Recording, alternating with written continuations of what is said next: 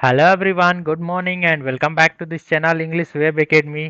तो पिछले सप्ताह के अनुसार पिछले सप्ताह के जैसा जैसा कि हम लोगों ने the Hindu editorial word meanings के प्रोग्रेसिव वर्ड लिस्ट देखेंगे, जो कि आपके वोकैबुलरी को बूस्ट करने में काफ़ी हेल्पफुल होगा। तो ये सप्ताह भर के कुछ इम्पोर्टेंट, बहुत इम्पोर्टेंट जो एग्ज़ाम में अक्सर पूछे जाते हैं, तो वो सब वर्ड लिस्ट को एक सप्ताह के अंदर के जितने सारे वर्ड लिस्ट होते हैं उसमें से कलेक्ट करके मैं Sunday weekly progressive word list लेकर आता हूं। तो यह वर्ड लिस्ट का पार्ट 2 है और यह आज संडे भी है। और यह जो है पिछले वीक यानी कि 27 सितंबर से 3 अक्टूबर 2021 के बीच के सारे वर्ड लिस्ट हैं।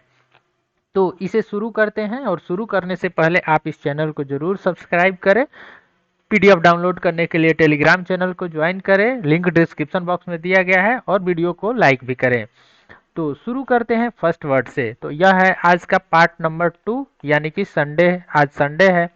तो फर्स्ट वर्ड देखते हैं। आज का फर्स्ट वर्ड है सोफिस्टिकेटेड, यानी कि उन्नत और जटिल। जैसे कुछ प्रश्न होते हैं जिसे कि समझने में भी काफ़ी परेशानी का सामना करना पड़ता है, या फिर कुछ ऐसा सिचुएशन होता है जो कि आपके सामने जटिल टाइप का सिचुएशन पैदा कर देता है, या फिर कुछ उन्नत टाइप का हो। तो इसका अर्थ दोनों अर्थों में यूज किया जाता है, उन्नत और जटिल। तो एडवांस उन्नत के लिए हो जाएगा, ट्रेवलेजिंग ये जटिल के लिए हो जाएगा। तो दोनों इसके साइनोनिम्स इंक्लूड किए गए हैं। अब नेक्स्ट वर्ड है सेकंड नंबर, कॉन्वेनियंट।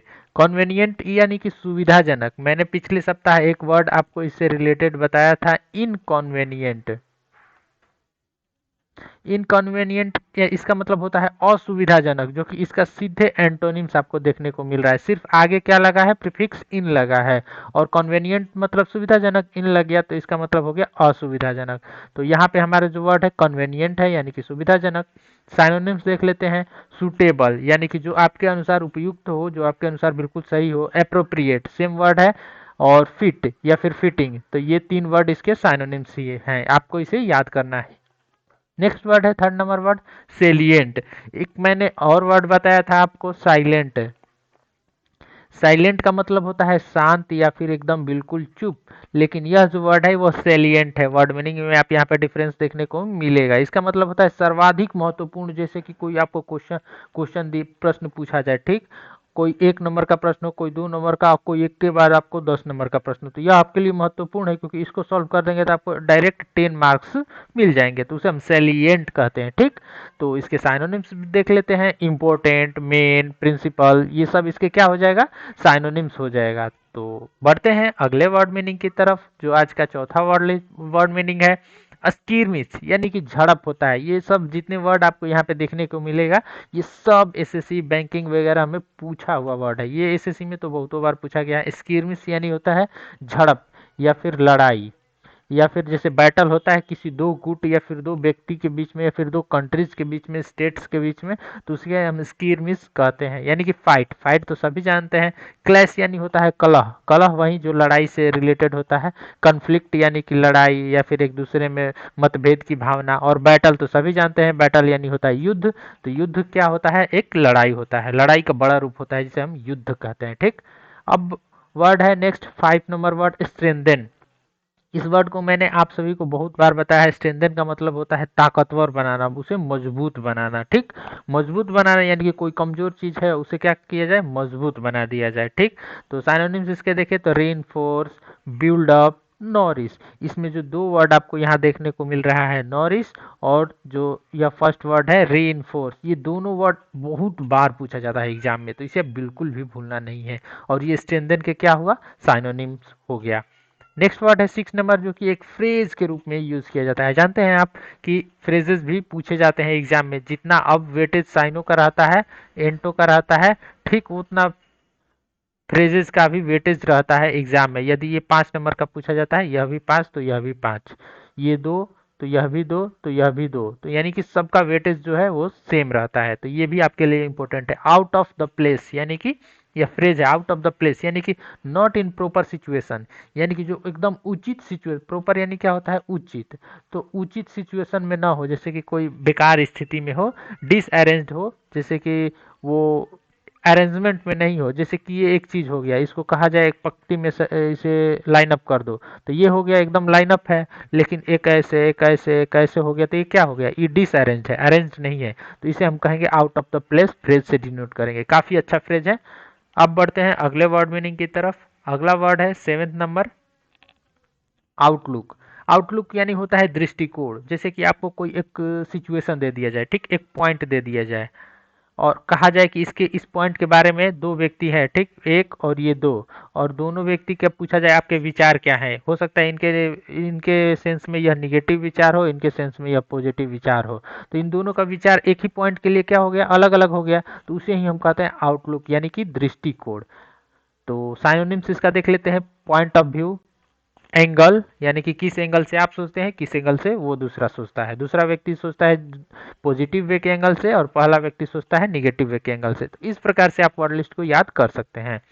नेक्स्ट वर्ड है 8 नंबर, टर्मोइल यानी कि शोरगुल या फिर खलबली। जैसे आप अच्छे से कहीं पढ़ाई कर रहे हो और कोई आया आपको डिस्टर्ब करने लगे, ठीक, और वहाँ पे शोरगुल या फिर खलबली मचा दे या फिर बहस वहस करने लगे, तो उसे हम टर्मोइल कहते हैं, ठीक। तो इसका साइनोनिम देख लेते हैं, डिसऑर्डर। तो आप डिसऑर्डर यानी होता है परेशानी, या फिर जैसे कि कोई एकदम शांत हो, एकदम बिल्कुल परफेक्ट वे में हो और उसको कोई डिस्टर्ब कर दे, तो डिसऑर्डर कहते हैं। एजिटेशन यानी कि व्याकुलता या फिर एकदम से गुस्सा आना। फॉर्मेंट, तो ये सब इसके साइनोनिम्स हैं, ठीक। और ये काफी इंपॉर्टेंट वर्ड है, यह भी पूछा हुआ वर्ड है। सभी वर्ड पूछे गए हैं एसएससी के वगैरह के एग्जाम्स में, तो हो सकता है आगे भी पूछा जाए। अगला वर्ड है आफ्टर मैथ। आफ्टर मैथ यानी होता है घटना का परिणाम, यानी कि जो रिजल्ट आपको देखने को मिलता है वो। जैसे आपने कोई वर्क किया और वर्क करने के बाद आपको क्या मिलता है, उसका जरूर से जरूर रिजल्ट मिलता है। तो इसी रिजल्ट को हम कहते हैं आफ्टर मैथ, यानी कि घटना जो हुआ, घटना जो घटा, उसका परिणाम आखिर क्या निकला, तो परिणाम वही निकला आफ्टर मैथ, यानी कि आफ्टर मैथ घटना का परिणाम होता है। रिपरक्यूशन, बहुतों बार पूछा जाने वाला वर्ड, रिपरक्यूशन, रिजल्ट। इफेक्ट यानी कि उसका प्रभाव क्या पड़ा। इन्फ्लुएंस यानी कि उसका भी प्रभाव क्या पड़ा। तो ये सब इसके क्या हो जाएगा, साइनोनिम्स, जो कि आपको यहाँ पे लिखा गया है। आप इसका पीडीएफ भी डाउनलोड कर सकते हैं। पीडीएफ डाउनलोड करने के लिए हमारे टेलीग्राम चैनल @editorial vocab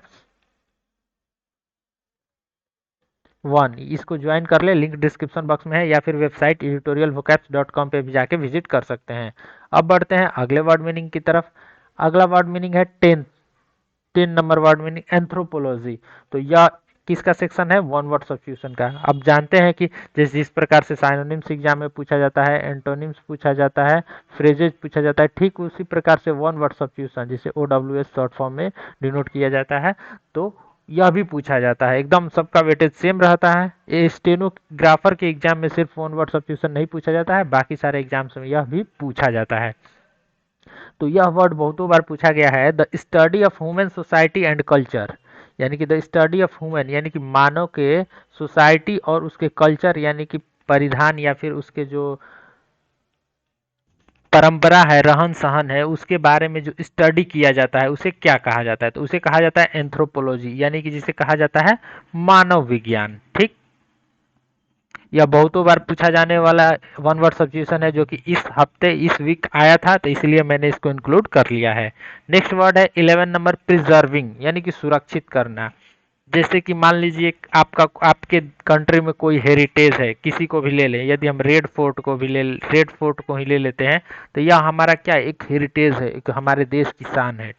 तो इसे हम क्या करते हैं, इसे सुरक्षित रखते हैं। इसमें किसी भी प्रकार की कोई त्रुटि होती है, कहीं से कोई डिसअरेंजमेंट होता है, तो उसको अरेंज किया जाता है गवर्नमेंट के द्वारा, तो उसे क्या किया जा रहा है, उसे बचाया जा रहा है, उसे सुरक्षित रखा जा रहा है, तो उसी के लिए यूज किया जाता है प्रिजर्व। तो यहाँ पे प्रिजर्व आपको वर्ड देखने को मिल रहा है, यानी कि सुरक्षित करना, उसे बचाना, संरक्षित रखना। तो साइनोनिम्स देख लेते हैं, कंजर्व, प्रोटेक्ट, प्रोटेक्ट तो सभी जानते होंगे। मेंटेन यानी कि उसे सुरक्षित रखने के लिए जो कार्य किया जाता है उसे मेंटेनेंस कहा जाता है, तो वही मेंटेन हो गया। तो ये इसके साइनोनिम्स हो गया।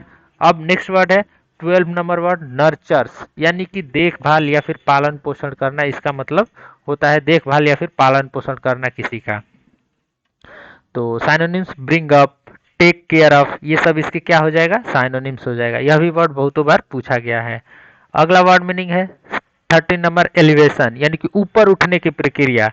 इस वर्ड को मैंने बहुत बार बताया है। ऊपर उठने की प्रक्रिया, जैसे कोई ग्रास रूट से यानी कि नीचे दबे कुचले लोग होते हैं जो कि अपने मेहनत से ऊपर बढ़ते हैं, तो उसे एलिवेशन वर्ड से डिनोट करते हैं। अपग्रेडिंग और प्रमोशन इसके दो साइनोनिम्स हुए। और आज का लास्ट वर्ड है सेग्रीगेशन, यानी पृथककरण। जैसे दो चीज है, ठीक, एक ही चीज है, इसको काट काट के अलग कर दिया जाए, दो भागों में बांट दिया जाए, तो ये क्या हुआ, इसका पृथककरण कर दिया गया, यानी सेपरेशन, आइसोलेशन, दो वर्ड इसके साइनोनिम्स है। ये था आज का हमारा वर्ड लिस्ट। और आप इसका पीडीएफ डाउनलोड करने के लिए किसी भी प्रकार के पीडीएफ को, बहुत सारे पीडीएफ है, टेलीग्राम चैनल को ज्वाइन कर लें। मिलते हैं अगले वीडियो में, तब तक के लिए धन्यवाद।